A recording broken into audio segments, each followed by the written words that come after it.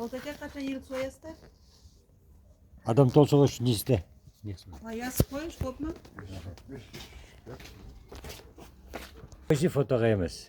Ана видео. Қайын басыма. Қошқан дейін. Ол да қосылып тұр. Yok, өшере тұр, пока. Мен өзім қошамақ. Бүгін 26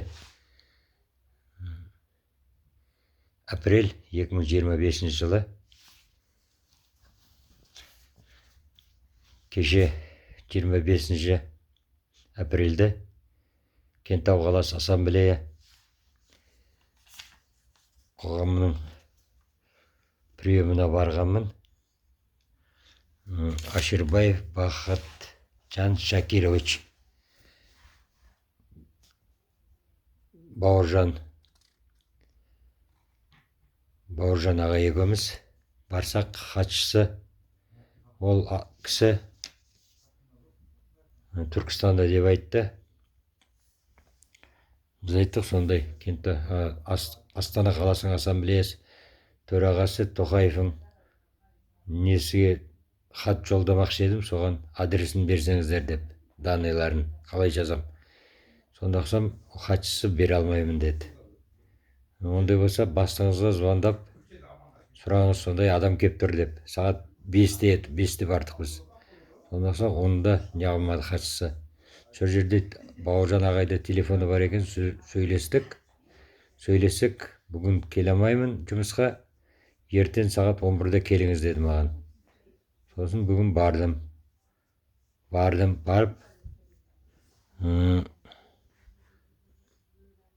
Аширбаев Бахатжан Шакировпен сөйлестім. Айттым, сондай Тоқаевқа хат жазбақшымын. Менің 15 жылдан бері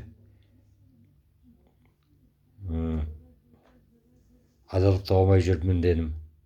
Мен национальный вопрос көтеруіме тура кеп тұр дедім. Кеше Түркістанда приемда айтқан болмаса, национальный вопрос көтермеңдер деп. Мен вынужден, потому что мені ешкім тыңдап атқан жоқ. Мені мысалы шет деп, өзбексің деп неғып атқанында бар. Зауытта жұмыс істеп жүргенінде главный инженер Нұрлан уақытында айтқан, Өзбекстанға көшіп кет деп. Оған свидетельдер бар. Суннатуллаев Осман, главный инженер.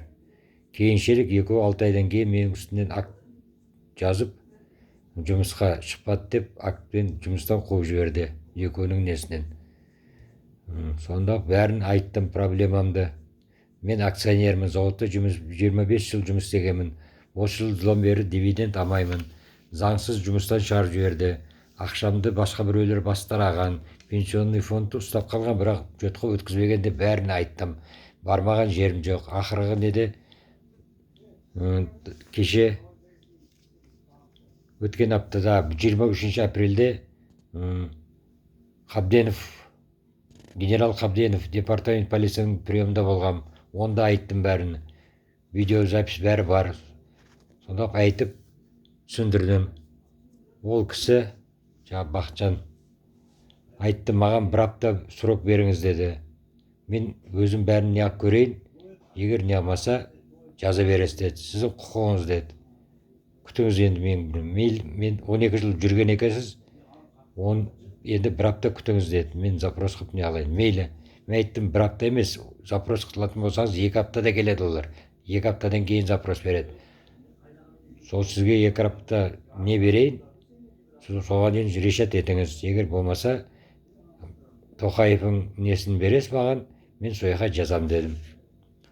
Сонда сол жерде қол алысып шықтық. Енді 1 апта, 2 апта күтеміз, не болатынды.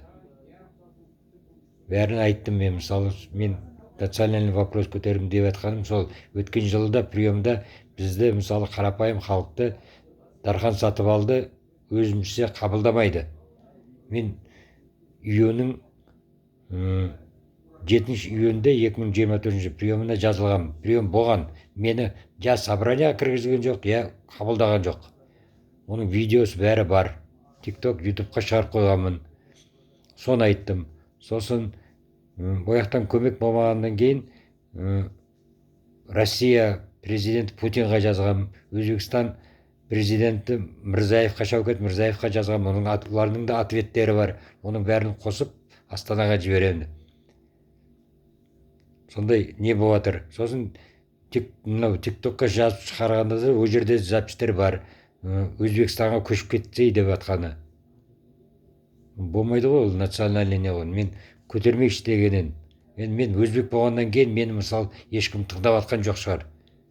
Просто адалдық болу керек қой, адалдық деген нәрсе. Мені 15 жасымда шешем қайтыс болған, сонда үйретіп кеткен 15 жасыма дейін. Басын кесіп тастаса өтірік сөйлеме деп. Мен де балаларымды соған үйреткенмін. Мен қазір өзім міне 15 жылдан бері адалдық таба алмай жүрмін. Сол үшін Тоқаев мырзаға жазбақшымын.